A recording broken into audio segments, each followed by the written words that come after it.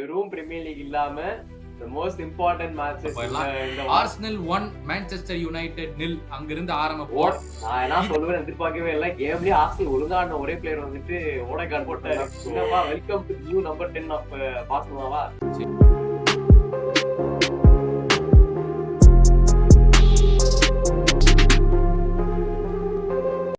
வணக்கம் and welcome to football பேச்சு. ரொம்பவே சந்தோஷமா இருக்கு. ஃபர்ஸ்ட் வீடியோ உங்களோட ரிவ்யூ வீடியோ அந்த சீசன் ஆரம்பிக்க போகுது.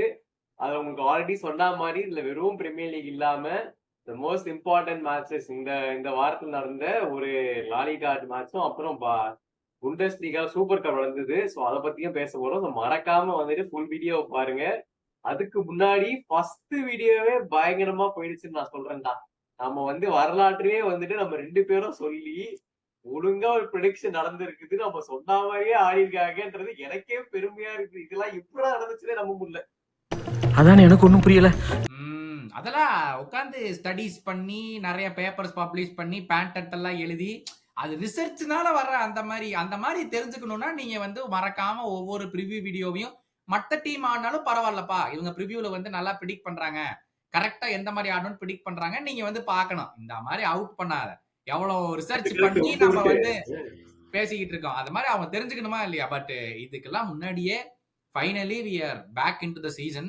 ஆஃப் சீசன்ல ஃபுட்பால் பேச்சுக்கு நீங்க கொடுத்த சப்போர்ட்டுக்கு சுபாஷ் சார்பாவும் என் சார்பாவும் மிகப்பெரிய தேங்க்ஸ். அது ஏன்னா வி வாண்டட் டு கீப். ஏன்னா சீசன் முடிஞ்ச போது ஐயோ இனிமேல் வீடியோஸ் வராதா, என்ன பண்ணுவீங்கன்னு கேட்டுட்டு இருந்தீங்க. We wanted to make sure at least 3 days once நானோ சுபாஷோ யாரோ ஒரு வீடியோ பண்ணிடணும், உங்களுக்கு நம்ம போர் அடிக்கிற மாதிரி வச்சிடக்கூடாது அப்படிங்கறத ஹோப்ஃபுல்லி நாங்க கொடுத்தோம் அப்படின்னு நம்புறோம். தேங்க்யூ உங்களுடைய சப்போர்ட்டுக்குன்னு சொல்லிட்டு கேமுக்குள்ள போயிடலாம். ஆர்சனல் 1 மான்செஸ்டர் யுனைடெட் 0 அங்கிருந்து ஆரம்பிப்போம். இதோட மோசமா ஒரு கேம் நீங்க ஆட முடியுமா சொல்லு? முடியாது. எனக்கு அதெல்லாம் விட பயமா இருக்குடா. இந்த யுனைடெட் இப்படி நல்லா பெர்ஃபார்ம் பண்ண ஆரம்பிச்சிட்டாங்களே, ஒருவேளை ஜெயிச்சு ஏதாவது டைட்டில் கண்டென்ட்ஸ் தான் ஆயிட போறாங்களோ இன்னும் ஃபியூ வீக்ஸ்ல. பயமா இருக்குதுடா எனக்கு. அத்தியா நான் ஜிங்ஸ்ன்னு சொல்லி போட்டு ஒத்த கேம்ல கொண்டு போய் யுனைடெட் டைட்டில் நிப்பாட்டி வச்சுட்டான். அதுக்கு நான் பொறுப்பேற்றுக்க முடியாது. ஆனா சொல்லி ஆகணும், பர்ஃபார்மன்ஸ் லெவல் வேற லெவல். அந்த மாதிரிதான் அவங்க பர்ஃபார்மன்ஸ் லெவல் இருந்துச்சு. யாருமே எதிர்பார்த்திருக்க மாட்டாங்க. அதான் போன சீசன் 15 முடிச்சு பயந்துட்டு தான் இருந்தோம். ஓகேயா, ஃபர்ஸ்ட் ஆஃப் ஆல் இந்த யுனைடெட் புதுசா சைன் பண்ணிருக்காங்க, 3 பேரு நல்லா ஆடுவாங்க பார்த்தோம். கடைசியில அந்த புது சைனிங் 2 பேருமே ஃபர்ஸ்ட் ஹாஃப்ல எம்புவமும் புனியாவும் வச்சு செஞ்சுட்டாங்க. ஒண்ணுமே பண்ண முடியல. என்ன ட்ரிக்கரி, என்ன டைரக்ட் பிளே, ஒண்ணும் இல்ல. ஸ்ட்ரைட்டா எடுத்துட்டு போய் அடிக்க போறதுன்னு தான் போயிட்டு இருந்தான் எம்புவமெல்லாம். சூப்பரான கேமு. கசமேரெல்லாம் மெட்ரிட் டைம்ல ஆடின மாதிரி வேற லெவல் ஆடிட்டு இருந்தனால இந்தியா இவ்வளவு நாளா இருந்துச்சு. அவங்க டீம்ல குறை சொல்றதுக்குன்னு ஒண்ணுமே இல்ல. லக்ல ஒரு கோலை நாங்க போட்டோம், அதை ஒத்துக்கிறேன். அதை தவிர்த்து டோட்டல் யுனைடெட் டாமினேஷன் நான் ஒத்துக்கிறேன். ஆமா, ஏன்னா 22 ஷாட்ஸ் எடுத்திருக்காங்க இந்த கேம்ல. I think that's the most that Arsenal under Arteta have conceded for the last 3 years நினைக்கிறேன். இந்த லாஸ்ட் 3 years ஸ்டாட்ல இதான் most that have been conceded. இன்னொரு விஷயம் என்னன்னு பார்த்தா, இந்த கேமோடைய வர்ஸ்ட் யுனைடெட் பர்ஃபார்மர் யாருன்னு பார்த்தா ப்ரூனோ பெர்னாண்டஸ். அப்படிதான் அந்த லெவலுக்கு டீம்ல மீதி 10 பேரும் பயங்கரமா விளையாடுனால ப்ரூனோ பெர்னாண்டஸ் தான் ரொம்ப மோசமா விளையாண்ட மாதிரி தெரிஞ்சது இந்த கேம்ல. கசிமீரோலாம் நான் எதிர்பார்க்கவே இல்லை. லெப்டுக்கா பாஸ் தூக்கி போடுறான், ரைட்டுக்கா பாஸ் தூக்கி, டேய் இப்படி எல்லாம் நீ பண்ண மாட்டியடா, நீ இதை பாலை விட்டுட்டு வேடிக்கை தானே பாப்ப அப்படின்னு வேற லெவல் இது. இன்னொரு விஷயம் என்னன்னா, யுனைடெட்ல அந்த 22 ஷாட்ஸ் எடுத்தாங்கல்ல, அவங்கள்ட்ட இருக்கிற அந்த ஒரு வருத்தம் 22 ஷாட்ஸ் எடுத்து அவங்களோட எக்ஸ்ஜி எவ்வளவு தெரியுமா? 1.35 தான். 22 ஷாட்ஸ் கம்பைன்ட் அட்லீஸ்ட் ஒரு கோல் உள்ள போயிடணும் நியாயப்படி. பட் தெரியல. அதான் நம்ம என்ன சொல்லுவாங்க, நான் என்ன சொல்றேன்னா, இப்ப புண்ணியா ஸ்ட்ரைக் ஆடினா ஓகே, ஓரளவுக்கு அவன் சூப்பரா தான் ஆடினான். பட் இன்னும் கொஞ்சம் அவன் பேக் செஸ்கோ அந்த பொசிஷன்ல ஆடினா, அவன் கொஞ்சம் இதுல ஒரு கிளிப்ஸ் இருந்துச்சுன்னா, ப்ராப்பர் பொசிஷன்ல இருந்தா ஒரு ஹெட்டிங் சான்ஸ் வந்தது. லிட்டரலி ஃபர்ஸ்ட் சான்ஸ் தான். பட் எனக்கு தெரிஞ்சு செஸ்கோ ஆடினா இன்னும் அவங்க பெட்டரா கன்வெர்ட் பண்ணுவாங்கன்னு தோணுது. இதுக்கே இப்படி இருக்குதுன்னா ஸ்ட்ரைக்கர் எல்லாம் இன்டெகிரேட் ஆகிட்டா இன்னும் டெரரா தான் இருக்க போறானுங்க. செம்ம சீனிக்குது இன்னைக்கு. அது ஐ திங்க் ஃபர்ஸ்ட் ஹாஃப்ல நமக்கு நல்லாவே விஷுவலாவே தெரிஞ்சது. நல்ல பால் வெம்போமோக்கும் போகும், குன்யாக்கும் போகும், நடுவில் கிராஸ் பண்றத யாருமே இருக்க மாட்டாங்க. ஏன்னா மவுண்ட் ஸ்டார்ட் பண்ணா ஐ திங்க் செஸ்கோ 90 நிமிஷம் ஆடுற அளவுக்கு ஃபிட் ஆகலன்னு நினைக்கிறேன். அதனாலதான் மேபி அவரை ஃபர்ஸ்ட்லேயே ஆட வைக்கல. செகண்ட் ஹாஃப்ல செஸ்கோ வந்ததுக்கு அப்புறம் என்ன ஆகி போச்சுன்னா, நீங்க இனிமேல் நாங்க வெளியே போனா எங்களை முடிச்சிருவானுங்க, நாங்க போட்டுருங்க வந்து நாங்க அவ்வளவுதான். போவே மாட்டோம் அப்படின்னு சொல்லிட்டு பின்னாடி இருந்தீங்க. இன்னொரு முக்கியமான விஷயம் என்ன தெரியுமா? இந்த கேம்ல 16 ஃபவுல்ஸ் கன்சீட் பண்ணிருக்கீங்க நீங்க. 16 ஃபவுல்ஸ் பண்ணிருக்கீங்க. திஸ் இஸ் தி அதுதான்டா 3rd எனக்கு ஹையஸ்ட். என்னன்னா, இவனுங்கலாம் இன்னும் அந்த மேட்ச் ஃபிட்னஸ், அந்த ஷார்ப்னஸ் இன்னும் வரலன்றது எவிடென்ட்டா தெரியுது. ஏன்னா ஃபர்ஸ்ட் ஹாஃப்லயே வந்துட்டு ஃபர்ஸ்ட் ஆஃப் ஆல் டிஃபென்ஸ் ஒழுங்காவே பண்ணல. ஏபிஎல் சலீபா 2 பேரும் திணறிட்டு இருந்தாங்க. ஏதோ கேலஃபியோரியும் ஒயிட் மட்டும் தான் விங்ஸ்ல நல்லா ஆடிட்டு இருந்தானுங்க. மத்தபடி வந்து சென்டர் பேக்ஸ் ரொம்ப ஸ்ட்ரகிள் பண்ணாங்க. டிஃபென்சிவ்லி பால் என்கிட்ட பெருசாலாம் ஒண்ணும் இல்ல. சாக்கா ஒண்ணும் பண்ணல. யோக்ரஸ் ஒண்ணும் பண்ணல. ஓட நான் என்ன சொல்லுவேன் எதிர்பார்க்கவே இல்லை. கேம்லயே ஆர்சனல் ஒழுங்கா ஆடின ஒரே பிளேயர் வந்துட்டு ஓடேகார்ட் மட்டும்தான். சோ இதுவே நான் ஒரு சர்ப்ரைசிங்கா இருக்கு. போன சீசன்ல இருந்து சொன்னேன், அவன்கிட்ட ஒரு ரோல கொடுத்தீங்கன்னா அவன் பண்ணுவான்டா. அவன் டீம்ல இருக்க கூடாது.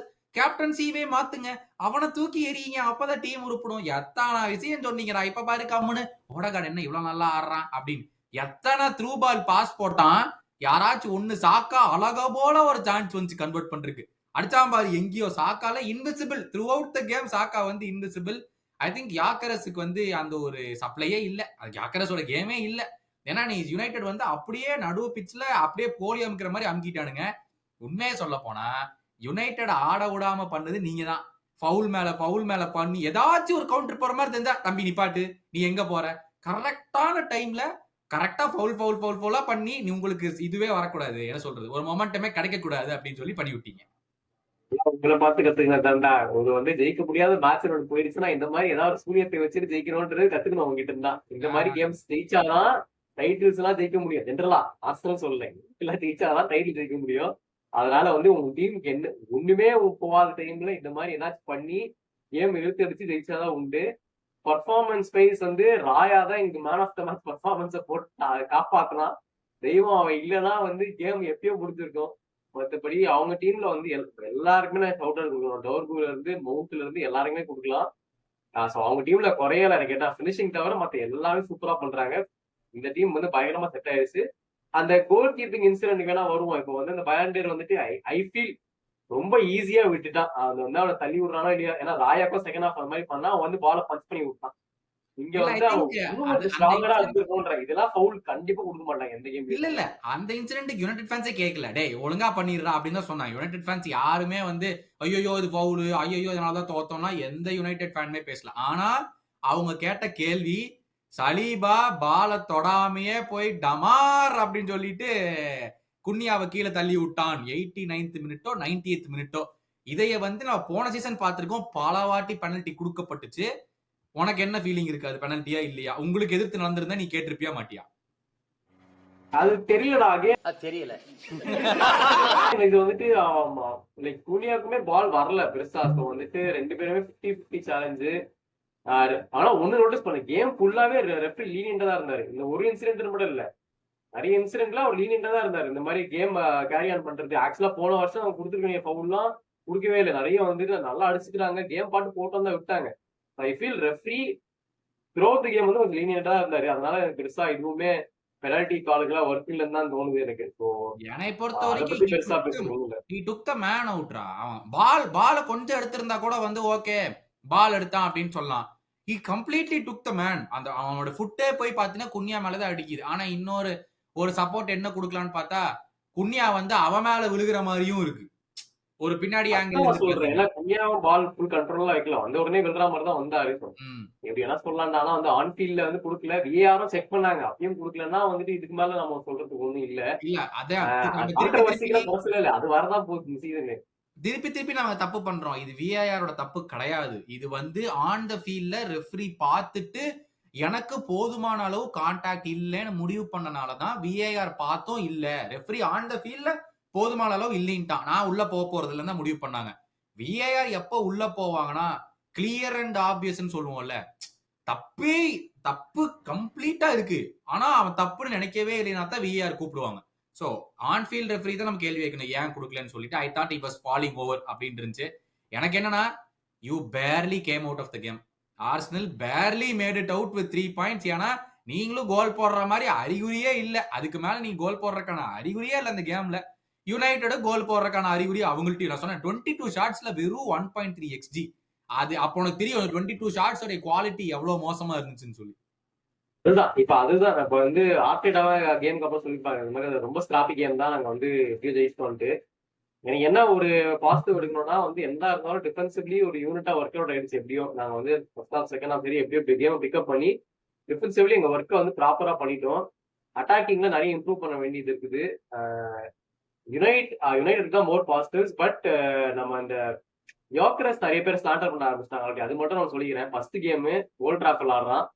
அவனுக்கு ஏத்த மாதிரி ஃபர்ஸ்ட் ஆஃப் ஆல் கேமே இல்ல. அவனுக்கு வந்து சைட்ல பால கொடுத்து போய் கிராஸ் பண்றானா அவன் என்ன பண்ணுவான்? அந்த மாதிரி ஸ்ட்ரைக்கரே கிடையாது. அவனதான் டார்கெட் பண்ணா யூஸ் பண்ணி நாங்க ஆடணும். அதை விட்டு அவனை போய் கிராஸ் பண்ண விடுறது என்ன?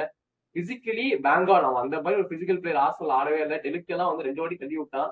லைக் அந்த மாதிரி ஒரு ரொம்ப பிசிக்கலா இருக்கான். பட் இன்னும் அந்த ட்ரிபிள் பண்றது, பால் கேரி பண்றதுலாம் அவன் அந்த மாதிரி பிளேயர் கிடையாதுன்னு தெரியும். அது ஏத்த மாதிரி ஆர்சனல் மாறணும். ஆர்டேட்டாவும் அதான் சொன்னாங்க. வெயிட் பண்ணணும். இன்னொன்று நான் நீ சொல்லணும் மென்ஷன் பண்ணணும்னு சொன்னேன். கரெக்டா அந்த மாதிரி நம்மளோட ஃபாலோவர் கமெண்ட் பண்ணியிருந்தாரு. இந்த மாதிரி கார்னர் தான் வந்துட்டு யுனைடோட வீக்கஸ்ட் பாயிண்ட், அதை தான் இது பண்ணுவோம்ட்டு. கரெக்டா அதே மாதிரி கார்னர்ல தான் கன்சிட் பண்ணாங்க. போன வருஷமும் இதே தான் பில்லர் தான் நாங்க வந்து செக்டி செக்ஷன் பேரே மாத்தினாங்க. அது ஒன்றும் மாறல. நிக்லஸ் யோவா தான் எங்களோட மேனேஜர்னு ப்ரூவ் பண்ணிட்டாங்க. உங்களுக்கு என்ன சொல்றேன்? ஆமா, ஏன்னா உங்க ஹார்ட் அட்டாக் வேலையே இல்ல. நீ கேட்டா அந்த கேம்ல வேலையே கிடையாது. என்ன பில்டப் கிடையாது, டிஃபென்ஸ் கிடையாது, எதுவுமே கிடையாது. பெரிய வேலை இல்ல. யோவர்த்தி கொண்டு போடுங்க, ஆர்டேட்டாவை செட் பீஸுக்கு மாத்துங்க. ஐயோ அப்ப செட் பீஸ் மறந்து போச்சு, என்ன பண்றது? சரி வேண்டாம், ஆர்டேட்டாவை பெஞ்சில் உட்கார வைங்க, சப்ஸ்டியூட் மேனேஜரா வேணா எடுத்துட்டு வரதுக்கான வாய்ப்பு தான் இருக்குது இந்த கேம்ல. பட் ஓவரால் என்னதான் யுனைடெட் இவ்வளவு பாசிட்டிவ்ஸ் பேசினாலும் அட் தி எண்ட் 0 பாயிண்ட்ஸ். அதுதான் அல்டிமேட்டா பேசும். நல்ல ஸ்டார்ட் டு த சீசன். இப்போதைக்கு அமோரிம் 28 கேம்ஸ்ல 27 பாயிண்ட்ஸ் எடுத்திருக்காரு. It's less than a point a game. இது நோ மேனேஜர் அன்டில் 2009 வரைக்கும் கடைசி போர்ட்ஸ்மத்ல இருந்த மேனேஜர் தான் ஃபர்ஸ்ட் 28 கேம்ஸ்ல 15 கேம்ஸ் தோத்தது. தி நெக்ஸ்ட் ஹையஸ்ட் இதுதான். என்ன குமுதா பேச்செல்லாம் ஒரு மாதிரி இருக்குது. போன்ல ஒரு மாதிரி பேசினா ரத்தத்தை ஊஞ்சிட்டு வேற மாதிரி பேசுறா அமோரிம் இப்போ. So he has a lot of questions to answer. நல்லா விளையாடி இருக்காங்க. பட் ரிவார்டு இல்லைன்னா நல்லா விளையாடி என்ன பிரயோஜனம்? அதுவும் யோசிக்க வேண்டிய விஷயம் தானே. நீ கோல் போடணும், பாயிண்ட் எடுக்கணும். பாயிண்ட் எடுத்தாதான் நீ என்னதான் நல்லா விளையாடி பாயிண்ட் எடுக்கலன்னா பிரயோஜனமே இல்லை. அப்படிதான் வந்து அதுல இருக்குது. சோ அப்படியே அதுதான் நான் ஃபைனல் அவுட்புட் சொல்லலாம்னு இருந்தேன். என்னதான் ஸ்கிராப்பி ஆனாலும் Arsenal okay with 3 points. United வந்து போன சீசன் முடிச்ச மாதிரியே இன்னுமா 15% லாஸ் தான். என்னதான் பாசிட்டிவ் சொன்னாலுமே அவங்களுக்கு வந்து ஹோம்ல 3 பாயிண்ட்ஸ் லூஸ் பண்ணாங்கன்றது ஒரு பெரிய மைனஸ் தான். ஸோ அதுதான் எல்லாருமே சொல்றது. பட் இன்னும் ஸ்டெப் பை ஸ்டெப் முன்னேறலாம். பட் இதுதான் ஃபைனல் வேர்டிக்ட் மேட்ச். ஆமா, ஏன்னா அடுத்து நம்ம பார்த்தோம்னா சேம் டைம் லாலிகா ஸ்டார்ட் ஆச்சு. ஸ்டார்ட் பண்ண 2 மேட்ச்லயுமே ஸ்ட்ரைட் ரெட் கார்டு, உனக்கு ரெட் கார்டு எல்லாம் ரெட் கார்டு அள்ளி தள்ளிட்டு இருந்தானுங்க எல்லா கேம்லயும். டேய் நம்ம பிரீமியர் ஒரு ரெட் கார்டுனா பரவாயில்ல, ஒரே மேட்ச்ல 2 ரெட் கார்டு, அதுவும் ஒரே டீமுக்கு வந்து விழுந்திருக்குது. ஆமா, நம்ம வந்து பார்சலோனா மயோக்கா கேம்ல மயோக்காக்கு 2 ரெட் கார்டு வேற வந்துச்சு. அதுக்கு முன்னாடியே பார்த்தா ஜிரோனாக்கு ஒரு ரெட் கார்டு, இன்னொரு கேம்ல வில்லாரையல் கேம்ல ஒவிடோக்கு ஒரு ரெட் கார்டு. என்னடா நினைச்சிட்டு இருக்கீங்க? ரெட் கார்டா கொடுத்துட்டு இருந்தா எப்படா கேம் ஆடுறது அப்படின்ட்டு இருந்துச்சு. But coming to the Barcelona Mallorca game, 3-0 win for Barcelona. First ஹாஃப்லயே 2 ரெட் கார்டு இவங்களுக்கு மயோக்கா கிடைச்சது. பட் ஃபர்ஸ்ட் ஹாஃப்லயே பார்சலோனா 2 கோல்ஸ் போட்டாங்க. சொல்ல போனா அந்த தேர்ட் கோல் தான் ரொம்ப நாள். சோ நிறைய பேர் அழுதுட்டு இருந்தாங்க. உண்மையாவே வந்து பார்சலோனா ஏமாத்தி ஜெயிச்சிட்டாங்களா, அது ஏமாத்திட்டாங்களா, இது ஏமாத்திட்டாங்களா அப்படின்னு சொல்லிட்டு. ஏன்னா ஒரு தடவை வந்து அந்த ரொம்ப க்ளோஸா லைனுக்கு பால் போச்சு, பால் வெளியே தான் போச்சு, ரெஃப்ரி வந்து உள்ள இருந்த மாதிரி சொல்லிட்டாரு, அதுல இருந்து எடுத்துட்டு வந்து கோல் போட்டாங்க அப்படின்னு. நானும் தான் ரீப்ளே பார்த்தேன். ஃபுல் கம்ப்ளீட் பால் வெளியே போல, பாதி பால் வெளியே போயிருக்கலாம். நான் பார்த்த வரைக்கும் கம்ப்ளீட் பால் வெளியே போகல. சோ அது எந்த தப்பு சொல்றதுக்கு ஒண்ணுமே இல்லை. அண்ட் முக்கியமான விஷயம் அந்த ஹெட்டர், நீ என்ன நினைக்கிற? நீ வந்து ரஃபினியாவோட ஹெடர் கோல் சொல்லிட்டியா? நீ எந்த அந்த இல்லனா ரெட் கார்டு வாங்க ஹெடர் சொல்லிட்டியா? இல்ல அந்த கோல் வந்து ரெஃப்ரி வந்து ஸ்டாப் பண்ணிருக்கணுமா இல்லையா? அவங்க வந்து கிராஸ் பண்ண பால் இல்ல. ஆமா ஆமா, வந்து இது ஃபர்ஸ்ட் கோல் சொல்லிடுவார். ரஃபினியா வந்துட்டு பழைய போன சீசன் ஃபார்ம் கண்டினியூ பண்ணாரு. அவர் வந்து ஃபர்ஸ்ட் டக்குன்னு 5 நிமிஷத்துக்குள்ளே கோலை போட்டாரு. ஸோ நல்லா ரிதம் செட் ஆயிடுச்சு. அதுக்கப்புறம் 2வது வந்துட்டு ஆக்சுவலா நல்ல என்ன சொல்றது, அடி யமால் தான் அடிச்சாரு நினைக்கிறேன். ஸ்ட்ரைட்டா வந்து டிஃபரெண்ட் ஹெடர்ல பட்டது, உடனே பட்டுறான். அவன் வந்து மேல பாக்கல கீழே பாக்கல, ஸ்ட்ரைட்டா கீழே பட்டுறாரு, தலையில அடிபட்டுதுல. யூஸ்வலா நம்ம ரூல்ஸ் என்னன்னா ஹெட் இன்ஜுரினா உடனே கேமை ஸ்டாப் பண்ணிடணும். என்ன காரணம்லாம் தெரியாது. அப்படிதான் அது புது ரூல்ஸ் வந்துருச்சு, நம்ம எல்லாருக்கும் தெரியும். ஆஃப்டர் இப்போ நிறைய பிரச்சனை நடந்ததுனால. ஆனா அந்த கேமுக்கு வந்துட்டு விசில் அடிக்கல ரெஃப்ரி. பிளேயர்ஸா அசியூம் பண்ணிட்டாங்க ரெஃப்ரி விசில் அடிப்பாங்கன்னு சொல்லிட்டு.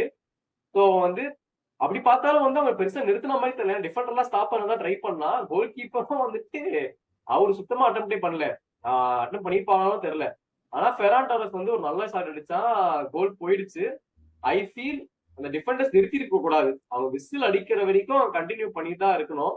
அது அவங்க நிறுத்தினது அவங்க தப்பு. பட் நீ பவுல் கொடுத்துருக்கலாமா இல்லையான்றது வந்துட்டு டிபேட்டபிள். ஏன்னா வந்துட்டு ஒரு ஹெட் கிளாஸ் அந்த மாதிரி இல்ல, ஸ்ட்ரெயிட்டா பால் அடிச்சதுல கீழே விழுந்தாரு. அந்த மாதிரி இன்சிடென்ட் பெருசா நான் முன்னாடி பார்த்தது இல்ல. ஸோ எனக்கு நீ நீ என்ன சொல்வ? நீ வந்து ஒரு ஹெட் கிளாஸ்னா கொடுக்கலாம், பால் அடிச்சு ஹெட்ல கீழே விழுறது வந்து நான் பெருசா நிறைய பார்த்தது இல்ல. இல்ல அப்படி பார்த்தா உள்ள வர பால எவன் ஹெட்டை வச்சு கிளியர் பண்ணாலும் அவன் கீழே விழுந்துட்டானா ரெஃபரி விசில் ஊதணுமா? எனக்கு அது புரியலையே. அப்படி கரெக்ட் தான். இது நீ ஊதிட்டீங்கன்னா எல்லாருமே அப்படிதான் மிஸ்யூஸ் பண்ணுவாங்க. ஓகே நம்ம வந்து ஹெட்டை யூஸ் பண்ணி கிளியர் பண்ணிட்டோம்னா நம்ம கீழே விழுந்துடலாம் இருக்கு, விழுந்துட்டோம்னா அப்ப பால் எவன்ட்ட போனாலும் ரெஃபரி விசில் ஊதிடுவான் அப்படிங்கிற மாதிரி ஒரு கான்செப்ட் வந்துடும் புதுசா. சோ அப்படி இருந்துச்சுன்னா நீ தலையே உள்ள விடாத, கீப்பர் வேலை செய்ய வை. உனக்கு வந்து அது கஷ்டமான பால் உள்ள வருது, உனக்கு வந்து ஃபோர்ஸ் பயங்கரமா வருதுன்னா நிறைய பிளேயர்ஸ் நம்ம பார்த்திருக்கோம், டக் பண்ணிடுவாங்க, கீப்பர் நீ பாத்துக்கோப்பா பயங்கர ஃபோர்ஸா வருதுன்னு. நீ உன்னோட ஹெட்டை யூஸ் பண்ணி உன் டீமுக்காக நீ ஸ்டாப் பண்ணணும், உன்னோடைய அந்த இதை காட்டணும் அப்படிங்கறதுக்காக நீ ஹெட்டை யூஸ் பண்ற, குட். ஆனா நீ கீழே விழுந்தோடனே ரெஃபரி என்ன யோசிக்க முடியும், ஐயோ கீழே விழுந்துட்டான் நம்ம ஸ்டாப் பண்ணிடலான்னு போச்சுன்னா I think this will become the new normal.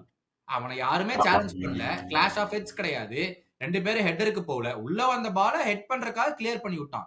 அதுக்காக நீ கேம் ஸ்டாப் பண்ணிட்டு எல்லாத்துக்குமே தான் கேம் ஸ்டாப் பண்ணி ஆகணும் ஃபியூச்சர்ல. So I don't think there is any problem. சொன்ன மாதிரி டிஃபெண்டர்ஸ் ஏன் நின்னானுங்க, ஏன் ஃபெரான் டாரஸுக்கு முன்னாடி போய் ஒரு சேலஞ்ச் பண்ணல, கோல் கீப்பர் வந்து அட்லீஸ்ட் ஒரு டைவாச்சு பண்ணிக்கலாம். அது கஷ்டம், பயங்கரமான ஷாட் ஃபெரான் டாரஸ் இல்லைன்னு சொல்ல, பட் அட்லீஸ்ட் ஒரு அட்டெம்ப்டாச்சு பண்ண வேண்டியது. மேபி ஒரு ஃபிங்கர் டிப்ல போட்டு வெளியே போலாம். நீங்களா அசியூம் பண்ணிட்டு நீங்களா கேம் ஸ்டாப் பண்ணனால ரெஃபரி விசில் ஊத முடியுமா? இல்ல, இது வந்து ஃபுட்பாலோட first rule, play for the best வந்து எல்லாருமே சொல்லுவாங்க, மேனேஜரும் அப்படிதான் சொல்லி கொடுத்துருப்பாங்க. ஸோ அது வந்து கன்ஃபார்மா அவங்க தப்பு தான். கேமை வந்து ஸ்டாப் பண்ணிருக்கோம் தேவை, சொன்ன மாதிரி கரெக்ட் தான். அப்ப எல்லாரும் தலையில அடிச்சா கீழே விழ ஆரம்பிச்சாங்க, பால் பட்டு சொல்றேன். ஸோ இதெல்லாம் வந்துட்டு நம்ம ஒத்துக்க முடியாது. 100% லீகல் தான். ஸோ அது பாசோட கோல் பிரச்சனை இல்லை. ஆனா இங்கதான் என்ன பிரச்சனை ஆரம்பிச்சு இந்த மயோக்காருக்கு, இதுல சண்டை போட போய் தான் அந்த ஒரு பிளேயருக்கு வந்து எல்லோ கார்டு வந்தது. ஃபியூ மினிட்ஸ் லேட்டர் அவரே இன்னொரு சம்பவத்தை பண்ணிட்டு இன்னொரு எல்லோ கார்டை வாங்கி ரெட் கார்டு வாங்கியாச்சு. ஸோ இதோட டாமினோ எஃபெக்ட் தான் அது. அதுக்கப்புறமா என்னன்னா, இப்படி இருக்கும்போது சேஃபா ஆடுறத விட்டு ஒரு அந்த ஸ்ட்ரைக்கர் வந்துட்டு ஓவன் கார்சியா பால ஹெட் பண்ண வராரு. அதுக்கு வந்துட்டு 50-50 தான், பாலை விட்டாரு. ஆனா ஹை பூட்ல காலை தூக்கி மண்டையில அடிச்சு அதுக்கு ஸ்ட்ரெயிட் ரெட் கார்டு, விஆர் டிசிம்பிள். அதுக்கெல்லாம் நம்ம டிபேட்டே பண்ண முடியாது, கன்ஃபார்ம் ரெட் தான். ஏன்னா பால் எடுக்கவே இல்லை, தலையில தான் அடிச்சாச்சு. ஸோ அதுவும் ஸ்ட்ரெயிட் ரெட், 2 ரெட் கார்டு. இதுக்கப்புறம் என்ன பண்றது? கேம் கடைசியில போட்டு லமீனியமா நோண்டிட்டு இருந்தாங்க. அவங்க கடுப்பாயிட்டு வாடா நம்பர் 10 இந்த வருஷம் ஞாபகம் வச்சு அப்படின்னு சொல்லி அதே மாதிரி அவனோட கிளாசிக் நம்பர் 10 கோல போட்டாரு. என்னப்பா welcome to new number 10 of பார்சலோனாவா. சரியான பினிஷ்ரா, அது பயங்கரமான பினிஷ். நான் வந்து என்னடா அது டாப் காரனால அடிச்சுட்டு போறான் அப்படிங்கிற மாதிரி, வந்தான் சென்றான், கோல் போட்டான் சென்றான் அப்படிங்கிற மாதிரி தான் வந்து அந்த இதுவே இருந்துச்சு. எனக்கு அதை பார்க்கும்போது ஏன்டா இப்படிமாடா இன்னும் ஆடிட்டு இருக்கே, நீ இன்னும் நிப்பாட்டவே இல்லையா போன சீசன்ல இருந்து அப்படிங்கிற மாதிரி தான் எனக்கு அந்த ஃபீலிங் இருந்துச்சு. ஆனாலுமே இத்தனையும் நடந்தும் பார்சலோனா ஃபேன்ஸ் வந்து ப்ரோ இன்னார அராவோ நினைச்சிருந்தா கேமை முடிச்சு விட்டுருப்பான், அவ்வளவு கேவலமா டிஃபெண்டிங் பண்ணிட்டு இருந்தான் அந்த கேம்ல அப்படின்னு சொல்லிட்டு என்ன சொல்றீங்க? என்னத்த கேப்டன் என்னமா அவங்கள ஆசைப்பட்டு வந்து கொடுத்த மாதிரி அவங்களே கேக்குறாங்க, அநியாயத்துக்கு வந்து இது பண்ணிட்டு இருந்தான் இந்த கேம்ல வந்துட்டு, அவனோட டிஃபெண்டிங் அவ்வளவு மோசமா இருந்துச்சு அராவோ பத்தி அப்படின்னு சொல்லிட்டு நறுக்கு நறுக்கு நறுக்கு நறுக்கு நறுக்கு நறுக்குன்னு குதிரான் மேடம். இவன் தொடரடியா ஒரு 5 வாட்டி வன்முறை பண்ணிருக்கான். அதுவும் இல்லாம வந்துட்டு நிறைய கொஞ்சம் எக்ஸ்பெரிமெண்ட் பண்ண மாதிரி இருந்துச்சு கேம்ல. நம்ம மேனேஜர் வந்துட்டு சம்டைம்ஸ் ஃப்ரெங்கி டியாங்லாம் தூக்கி சென்டர் பேக்கா போட்டு ஒரு சின்ன இடத்துல பாத்தீங்கன்னா போட்டிருப்பாரு. ஸோ அதை பார்த்து போட்டிருந்த மாதிரியும் இருந்துச்சு, நிறைய ஒரு எக்ஸ்பெரிமெண்ட் பண்ண மாதிரியும் இருந்துச்சு இந்த கேம்ல. ஸோ என்னன்னு தெரியாது. அந்த செகண்ட் ஹாஃப் வந்து அதாவது இவங்க என்ன எதிர்பார்த்தாங்கன்னா, அதான் நம்ம 11v9 தான் ஆடுறோம், நீங்க ஏன் போய் இன்னும் 5 கோல் போடல அப்படின்னு நம்ம ஃபேன்ஸ் எதிர்பார்த்தாங்கன்னு நினைக்கிறேன். விச் இஸ் ஓகே, 3 கோல் 2 கோல் போட்டாச்சு, இதுக்கப்புறம் எதுக்கு வந்து ஒரு உடம்ப வற்புறுத்திக்கிட்டு ஏன் போய் போடணும்னு நினைச்சிட்டாங்களோ என்னவோ. ஃபைனல் டாஸ் வந்து நீ சொன்ன மாதிரி டிஃபென்சிவ்லி எனக்கு பிரச்சனை இருக்கலாம். பட் ஸ்டில் ஃபர்ஸ்ட் கேமே போயிட்டு 3 ஜெயிச்சிட்டாங்க கம்ஃபர்டபுளா. ஸோ பார்சலோனா ஃபிளைங் ஐ. நாங்க இப்ப இந்த ரெக்கார்ட் பண்ற டைம்ல ரியல் மேட்ரிட் மேட்ச் நடந்து முடியல, அதனால வந்து வருத்தப்படாதீங்க ரியல் மேட்ரிட் பத்தி பேசலன்ட்டு. பட் அது முடிஞ்சவொடனே கூடிய சீக்கிரம் எவ்ரி வீக் ரியல் மேட்ரிட் பத்தியே பேசுவோம். பட் மூவிங் ஆன், நம்ம வந்து இன்னொரு கூத்து நடந்துச்சு சீசனுக்கு முன்னாடி. நம்ம என்ன சொன்னோம் இந்த அத்லெட்டிகோ மேட்ரிட் பத்தி? ஆமா கரெக்ட், தோத்து போயிட்டானுங்க. ஆமா அவனுங்க வந்து நீ கரெக்டா தான் சொன்ன, அவனுங்க வந்துட்டு நம்பவே முடியாதுன்ட்டு நினைச்ச மாதிரி கழுத்து எடுத்துட்டானுங்க நம்மள நம்ம வச்சு. 2-1 லாஸ். அது லீட்லயே இருந்து 75 மினிட்ஸ் வரைக்கும் அதான் லீட்ல இருந்து லீட்ல தோத்து போறாங்க. அதான் சும்மாவா சொன்னானுங்க அத்லெட்டிகோ டாட்டனமும் 1 அப்படின்னு. வழக்கம் போல அந்த லீக்ல அவங்க, இந்த லீக்ல டாட்டனம். அவ்வளவுதான். இதுல ஒன்னும் பெருசா வித்தியாசம் பண்றதுக்கு இல்ல. அவங்க வந்து 2-1 லாஸ். ஆனா அந்த பக்கம் Luis Diaz takes Bayern Munich to victory in the Super Cup. Right. First goal வந்து நம்மளோட கேன் வந்துட்டு லிட்டரலி ஹாஃப் சான்ஸ்ல வந்துட்டு எங்கிருந்தோ கிரியேட் பண்ணி ஒரு கோலை போட்டாரு. அதுக்கப்புறம் வந்து நம்ம லூயிஸ் டியாஸ் அவர் enjoying his life in Germany போல. டிஃபென்ஸ்லாம் நல்லா ஹை லைன்ல ஆடாம ஜாலியா பின்னாடி இருக்காங்க. எடுத்துட்டு வந்து ஈஸியா போட்டு போயிட்டாரு. பட் ஓவராலாவே அவர் கேம் நல்லா தான் ஆடினார். ஸோ பாயன் சொல்றதுக்கு ஒண்ணுமே இல்லை. அட்டாக்கிங் வைஸ் சூப்பர், டிஃபென்சிவ்லி அங்கங்க ஓப்பன் அப் ஆனாங்க. நாயர் வந்து பிரைம் 2010 நாயரா மாறிட்டு வந்து 2 பிரம்மாண்டமான சேவெல்லாம் வேற பண்ணாரு. அந்த டீம் வந்துட்டு செட் ஆகிட்டு இருக்குது. ஒன்னும் பிரச்சனை இல்ல. லெஃப்ட்ல லூயிஸ் டியாஸ், ரைட்ல ஒலிசே, ஸ்ட்ரைக்கர் கேன். இதுக்கு மேல என்னப்பா வேணும்? வந்து மூசியால வந்துட்டாருன்னா திரிக்க போது இந்த டீம். அதான் இல்ல எல்லாரும் क्वेश्चन பண்ணாங்க டியாஸ் வாங்கும்போது, இவனுக்கு போய் இவ்வளவு பணம் கொடுத்து அந்த கேம் பாரு எவ்வளவு ஈஸியா டிஃபெண்டர்ஸ பீட் பண்ணிட்டு போயிட்டே இருப்பான் பால் எடுத்துட்டு. அதாவது he deserved the goal, he got the goal. மத்தபடி அவனோட ஓவரால் கேம் அந்த கேம்ல அட்டகாசமா இருக்கும். டச் லைன்ல இருந்து உள்ள வந்து அந்த கேம்ல எத்தனை பேரை பீட் பண்ணனே தெரியல. 1-on-1 அத்தனை பேரை பீட் பண்ணிட்டு ஜாலியா ஓடிக்கிட்டு இருந்தான். அவனை எல்லாருமே கேட்டாங்க, இவனை போய் இவ்வளவு பிரைஸ் கொடுத்து வாங்குறீங்களாடான்னு. அப்பவே நம்ம லிவர்பூல்ல இருந்து சொன்னாங்க, டே அந்த லீக்குலாம் அவன் பர்ஃபெக்ட் டெய்லர் மேட்ரா உங்களுக்கு ஈஸியா ஆடுறதுக்கு அப்படின்னு சொல்லிட்டு he showed his brilliance. பயங்கரம். he capped it off with the goal. Diogo Jota celebration வேற பண்ணா கேம் முடிச்சிட்டும் வந்து அந்த கோல் போட்டதுக்கு அப்புறம். So everything work well. Bayern Munich second trophy for Harry Kane.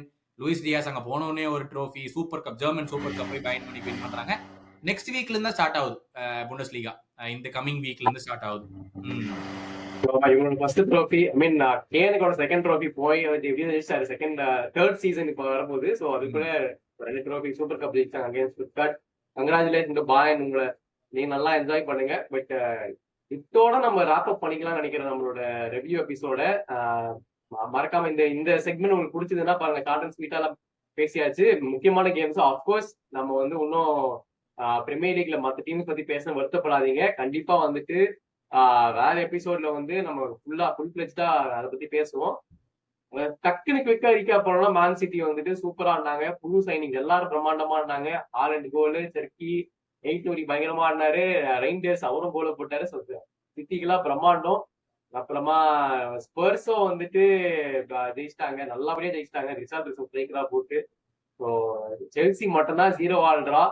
Liverpool பயங்கரமான ஃபர்ஸ்ட் கேமு 13 மினிட்ஸ்ல கான்ட்ரவர்சி நடந்தது. ரெட் கார்டு அவங்களுக்கு ஆப்போனன்ட் கொடுக்காம.